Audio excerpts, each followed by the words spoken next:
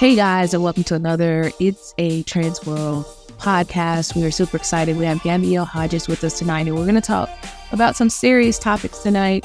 I think one of the things that is so important is that we share real stories. That's what Trans World is all about, sharing real stories of transgendered individuals as well as non-binary. But before we get started, I'm your host, Raquel, my co-host, Malik. We're both here tonight, which is always cool. But before we get started, I'm going to let Gabrielle introduce herself, but we like to let you guys know that we lead with love, and this is a very open space, and there are no rules, so you can say whatever you want to say, Gabby, whatever comes to your mind. Don't hold back. We want to give our viewers, our watchers, the rawness of our conversations. Malik, before Gabby goes in, what do you have? So, another important topic. It's an ongoing topic. States across the country are taking new steps to stop transgender adults and minors from being legally recognized in public life. Proposed legislation would prevent trans people from being able to update driver's license, hold public office, use public restroom, or take shelter from domestic violence situations. Isn't that crazy?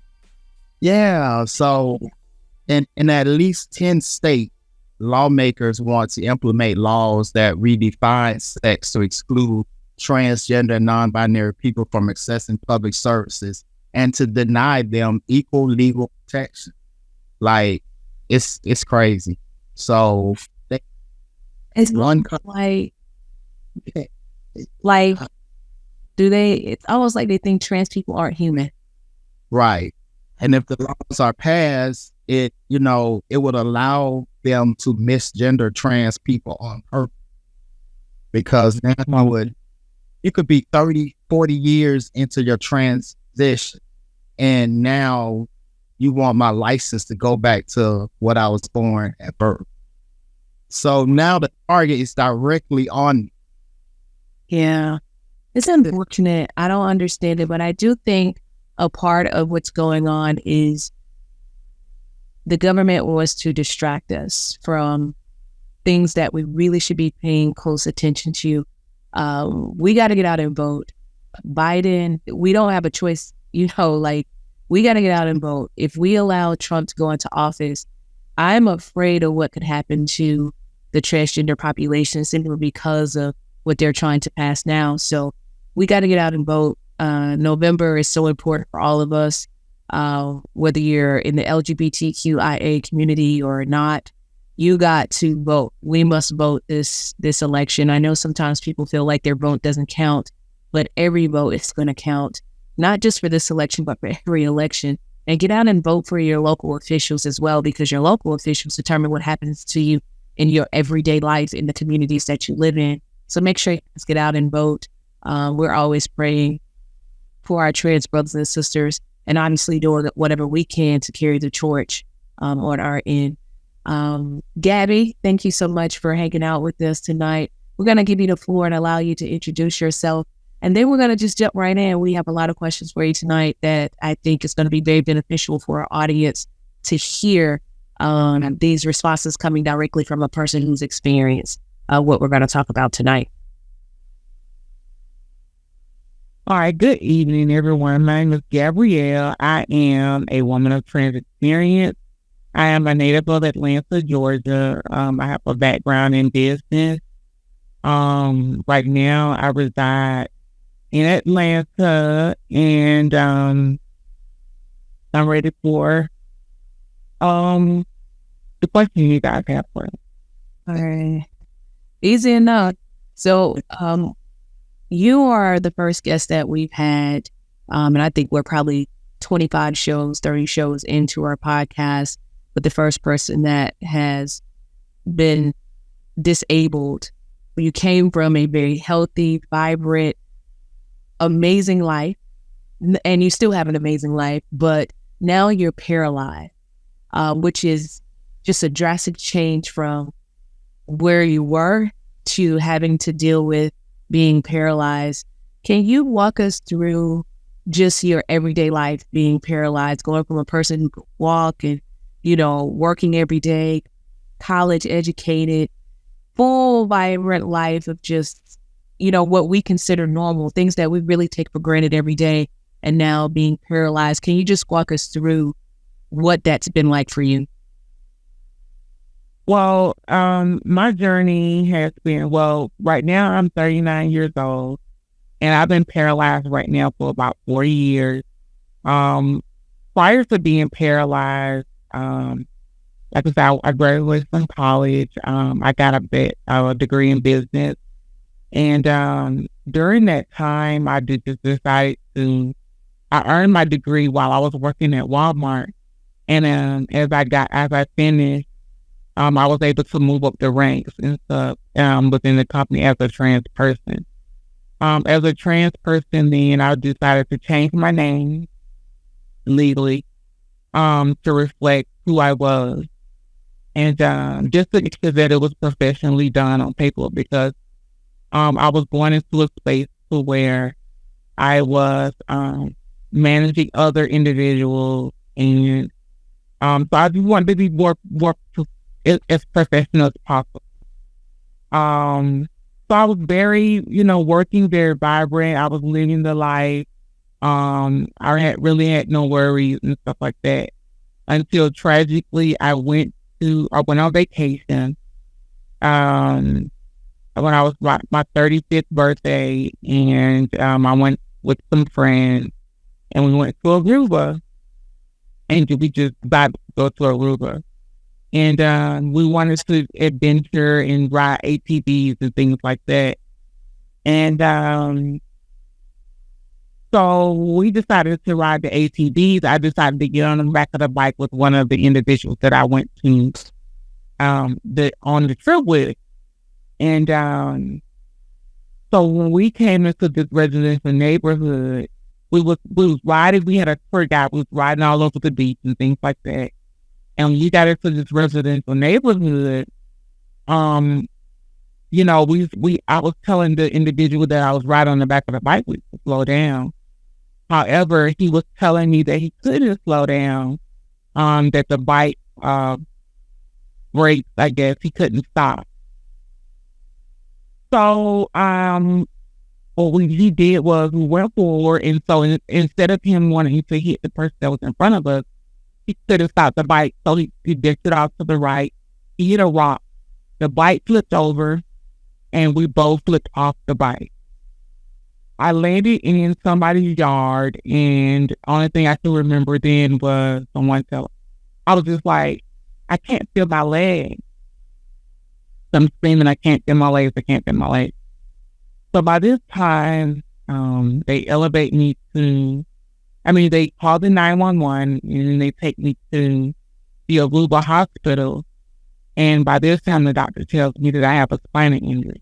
Now, I didn't know very much about a spinal injury at this time. I just knew that I couldn't feel my leg. So, by this time, I'm screaming and hollering, and they put me to sleep. So the next day when I woke up, the only thing I could remember was getting to the air ambulance and being airflown back to the United States into Grady. And that's when all of the reality hit. But when I got to Grady, I learned that I had a spinal cord injury, which was a C6 vertebrae fracture, and that I was paralyzed from the neck down. I still didn't realize that I couldn't really walk. It still hadn't hit me until I woke up 23 days later, and I just hear all this conversation about you're a walk again, you're this and that. And I'm like, I'm just trying to dissect everything, and it really didn't hit me until I got to the Shepherd Center. So before you talked about the Shepherd Center, I just want to make sure that our audience is clear. You go on this amazing day trip with your friend. Okay. You're celebrating your birthday. You get into this tragic accident. End up having a major spine issue. You can't get care in Aruba because they just don't provide the type of care you needed. You get flown back home, and 23 days later, you're awake and you are paralyzed. What's life like now that you absolutely are aware that you're paralyzed? Now what? Well, I didn't understand. Well, the people around me, I didn't understand. I'm only going by what people are teaching me. At this point, I have no knowledge about being paralyzed. I just know that the condition that I have and what it takes. So, as on my way to the Shepherd Center, prior to me getting there, I just have all of this stuff on me, like I have, and I'm just gonna share it. I'm paralyzed from my neck down, so therefore I can't control my bowel and bladder and things like that. So I'm seeing this stuff in real life, real time, but there's nobody to help me navigate through what I would call this new normal for me. So I'm only going by what doctors are telling me, and to be honest, what other able-bodied individuals are telling me what I should do. But to be honest with you, one, I had to learn how to do everything over again. It became easier and easier for me because Separate Center taught me a lot and how to maintain this quality maintain a quality of life. Like I said, however, I didn't have anybody to go and say, well, how you do this or how do you do that? And so I had to be an advocate for myself and to do a lot of research on how to navigate this new life with my new normal. So did you have like your parents there with you, siblings? Well, I had my biological mother there with me. I had my godmother there with me. And I had my immediate, like 2 or 3 members of my immediate family there with me, to kind of like give me that support, that love that I needed. Mm-hmm. They was that kind of there to kind of hold my hand along the way. A lot of them couldn't help me with the things that I questioned because, to be honest with you, mentally I wasn't ready. I mean, the things that they were saying to me was like, it's going to be okay. You're going to get through this. You're going to do this. You're going to walk again. All of the positive words. But mentally, my mind wasn't there because of the last 34 years, I was able to do this. Now I'm not able to do half of those things. And now I'm learning how to reinvent basically my life all over again. But I did have those individuals kind of hold my hand and help me through the way. But as far as having someone that was actually going through the same things that I was going through, I didn't have that along the way. So I really had to get into a community of people that was going through the things that I was going through in order to kind of get that community involved. So did you, when you speak of like mental health, like, did you then and do you now go through periods of hard depression or any type of feelings like this is not what I want for myself, or those type of feelings, those human feelings? Absolutely. I mean, today, even to this day, I still continue to struggle time and time with depression and anxiety. I do have seen several mental health therapists. I've had to see psychiatrists. I had to be on medication because it was really to a point where if it wasn't for my faith, belief, I was strong in the church prior to, and that what grounded me in my walk with my faith walk with God. If I didn't have that, then I probably wouldn't be as strong as I am now, or as strong to navigate those things. But I definitely had some times where I had some mental issues where it'll still arise, but it's not as bad as it was because I'm 4 years in. But there are times where it still will be a mental attack that will happen that would kind of slow me down a little bit. That's understandable. I mean, you've gone through a life-changing situation, so I totally get that. And the mental health piece, that was a great question, Malik, because so many people in general, not just in the LGBTQIA community, but people in general suffer with mental health issues. And a lot of times they haven't gone through something as drastic as you have. And it's so important to encourage people to seek help, see a therapist, see a psychiatrist if that's what you need, because oftentimes your mind can tell you to do things that we just know we shouldn't be doing. So kudos to you for being strong enough to get the help you needed to. I think that's equally as important, knowing that you needed to see someone. So yeah. And with your faith, you mentioned that you were very strong in the church.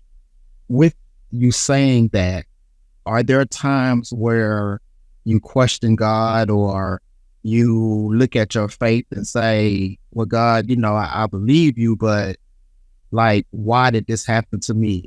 And it's okay to question God, because God is the only one that's going to give you the answer. That's right.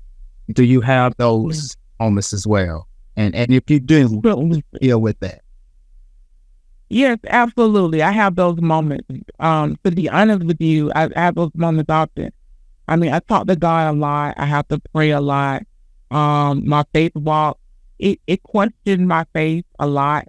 It had to get me deeper into the church, into the Bible, into the Word, because I had to really find out, I had those questions like, why did this happen to me? Or out of all the people, why did I have to come back paralyzed? Or, I've never was the type to do anything wrong to anyone else or do any criminal activity or anything like that. So why, I felt like I was being punished for something. And I've even had someone to tell me the reason that it happened to me is because I was, my lifestyle, that God didn't approve of it. I've had someone to tell me that even at 35 years old. And so, things like that was kind of like, it holds aside, but you have to be strong enough to overpower those things when it comes at you, because I looked at it like, I'm like, okay, I'm paralyzed now, I'm gay, I'm trans, I'm Black, and it kind of like, was throwing, I was like, well, they're going to extra knot in my belt, and I kind of felt that way, like I already had these other, things that was, the societies that are against me. Now I have this one other, now I'm paralyzed, so I have this other notch in my belt. So God, what do you want to do now? And, I just keep holding, keep hearing those things in my head to say, hold on. And it's something at the end of the tunnel that God is preparing you for, that if you wasn't sitting down and he hadn't sit you down, that you probably would have overlooked what he got you for. So I'm trying to keep a positive mindset that he has something better in store for me. Yeah, we definitely serve a big God, and there's really no other way to look at it. Otherwise I think you would literally go crazy. Like, you have to have a faith so strong that that God has something on the other side of this for you. We don't get to have these type of conversations very often. So it's important for us to share with people, like, there's still life to be lived, right? There's still life to be lived. I want to transition just a little bit and talk about what's a typical day like for you now. Well, average typical day right now to be, so I have a caregiver. I have two caregivers. I have one on the weekend and one during the week, which assists me, to be honest, with ADL. They assist me with bathing, grooming, dressing, meal prep, medication management. They they helped me with all those things. So I have to have someone to help me, you know, what people would take for granted, like being able to help me open things, and you know, help me cook my own food, or, you know, prepare things, and things that I typically, you know, we want to do myself, but they have to be here to help me. Can you tell us what ADL means? ADL is basically like it's like basically like dressing, grooming, bathing. Okay. All right. Showering, things like that. Did you have to disclose that you were trans when you had to get the service, or how did that? Well, no. Well, to be honest with you, a lot of the times I really don't disclose that I'm trans a lot. And the reason being is I don't think that it's something that I should hold over my head. My name is legally changed. My gender marker is legally changed. So when I do all of my documentation and paperwork, I go in as Gabrielle Monet Hodges. Now, I have ran across a few instances where some caregivers have been uncomfortable working with a trans person. They never told me to my face. I've always heard it through like the agency and stuff like that. But other than that, no, I didn't ever tell them that I was trans. I always just told them that I'm Gabrielle Monet Hodges. So. And you actually answered the second question, which was, have you ran into caregivers that give pushback, or, you know, you have issues with? So yeah, absolutely. Absolutely. Now, to be honest, I kind of, cause they allowed me to interview my own caregivers. So I disclose it a little bit during the interview process, just to see where the head is of the person that I'm interviewing, because, you know, it'll kind of like, it'll say, okay, if this, I just want the best can. I don't want nobody to come here and also be uncomfortable. Just like I don't want to be uncomfortable. So now at first I didn't disclose it with the caregivers, but now I do disclose it with the caregivers. And a lot of them are okay with it. Most of them are okay with it. Have you ever been? We have that one or two.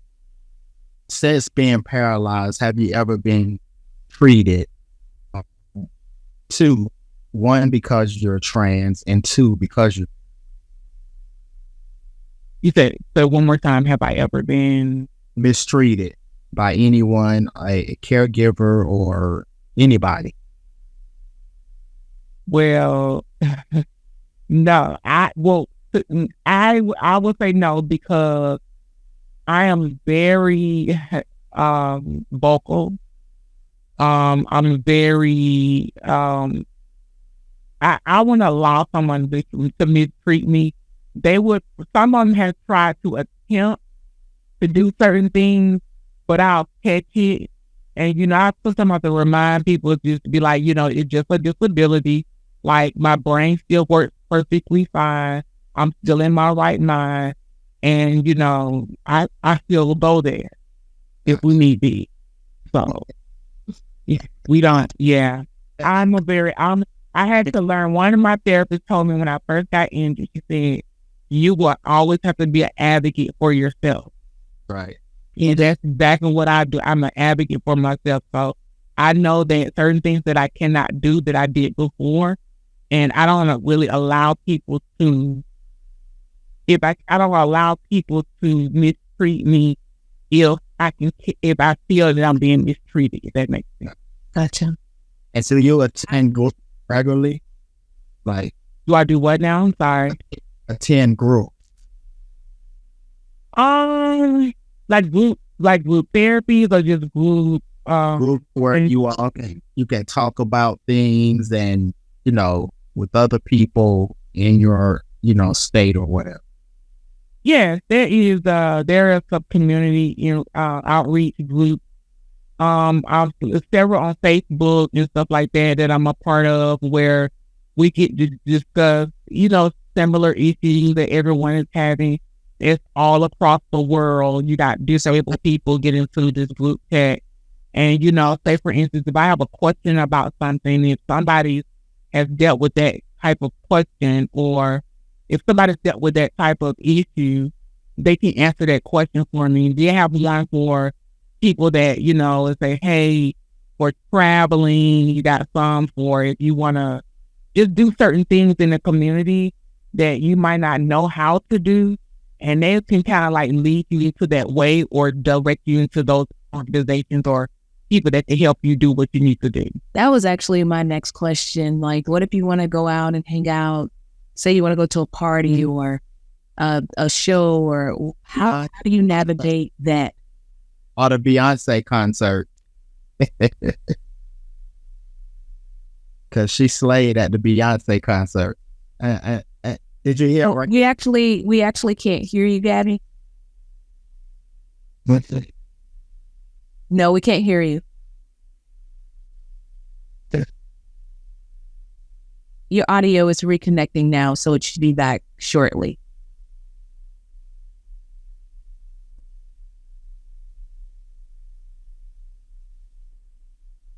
Okay, guys, so Gabby is having some technical issues. We're not exactly sure, but I think it is very important for us to know that something like that can happen to any of us any given day. Unfortunately, Gabby is now paralyzed for the rest of her life, and she has to navigate differently. She has to live differently. And I think many of us take being able to walk for granted, especially, going on a trip, having a great time, and you wake up 23 days later and you no longer can walk. We talked about mental health tonight and how important mental health is and taking care of your mental health. While I'm here. Yeah, Gabby, we're still here. So we want to make sure that you guys, no matter what you're going through, there's a community of people that are here for you. There's a community of people that we want to still celebrate you, and we want you to take care of yourselves mentally. I think we got Gabby back now. Gabby, can you hear us? Yes, I can hear it now. Okay. So that's okay. I was asking, like, what happens when you want to, like, go out? Malik mentioned that you went to the Beyonce concert last year. How do you navigate transportation and going out and hanging out? Well, where I live is MARTA mobility. Right now, I had to turn in my I had to send my car back that I had. I had a sports car. I had a Mercedes. I had to send it back. So right now I don't have a car because the size of my wheelchair won't allow me to drive in a regular car. However, to navigate the community right now, I'm using MARTA mobility. They kind of take me to everywhere I gotta go. I have to call 24 hours in advance the day before 5 o'clock. And I kind of can go anywhere that the Metropolitan Atlanta Rapid Transit goes. And then when I go to my doctor's appointment, I can call a certain transportation line and they can set up my transportation to go there. And sometimes I just get on the regular speed transportation. Sometimes if I don't have somewhere else to go, I just get on the regular MARTA and I just go. Right now, I'm working on me a wheelchair accessible van. I have gotten a script for it by a physical therapist. He has wrote my occupational therapist. I'm sorry. He wrote my script out, so I have to take it to the dealership. So right now, that's what I'm working on now. Try to get my own wheelchair. Oh, you try to get back on the road and you trying to drive again? Yeah, yes. I think that also will help some of, the things that, go through, because it helped me gain some of that independence back. If I would no longer have to wait on someone or wait on mobility or things like that. You can go and come and go as everyone else. That's awesome. So, Gabby, if you had to leave our audience with any advice, any words of wisdom, what would you want to leave them with? Well, I want to say, just continue to be you. Life will throw you a lot of curveballs. Life is still great. Life is still worth living. Just live your true authentic self, whether, you're able-bodied or disabled. Just know that there is, I don't know really, but there is a belief. There is a higher power. There is a light at the end of every tunnel. Just know that we can all get through things, and we can just make it throughout wherever we're going. Yeah, absolutely. That's so awesome. Thank you so much, Gabby, for sharing your story with us and our viewers. I think it's a very impactful story. It's a Transworld podcast. That's what we're about, telling real stories by real people in our community.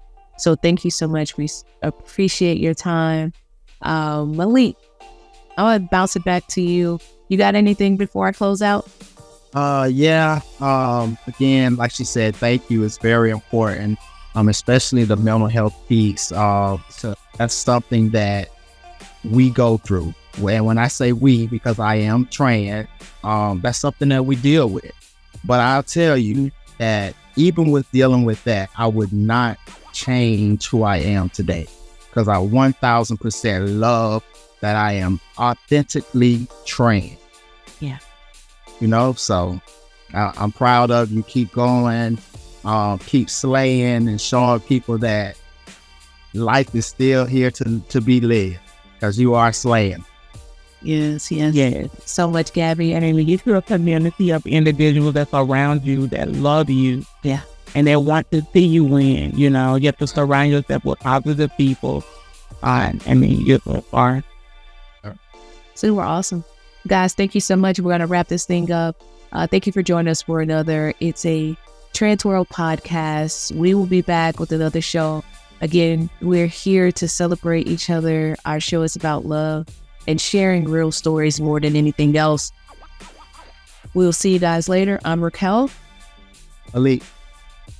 Thank you guys very much. Gabby, thank you for hanging out with us. Guys, until next time, see you later.